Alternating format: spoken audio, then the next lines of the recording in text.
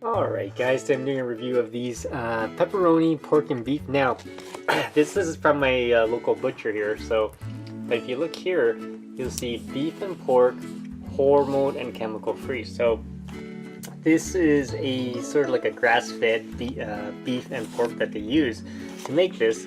I've never tried these things. I'm gonna cook it up and tell you what it tastes like. I'm actually probably gonna boil it, I think.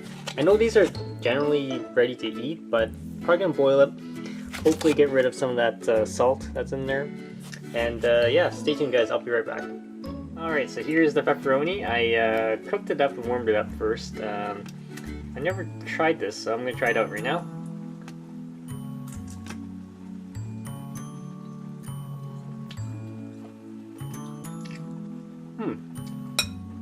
So it's got a lot of spices. It really tastes like a hot dog, guys. Like this pepperoni does not taste like the pepperoni that you get on pizza or anything like that. It literally tastes like a hot dog. So it's got a nice texture. It's bouncy. It's yeah, it's got a lot of juice in the middle. Definitely check it out. If you have any questions, comments, guys, post below. Subscribe to the channel.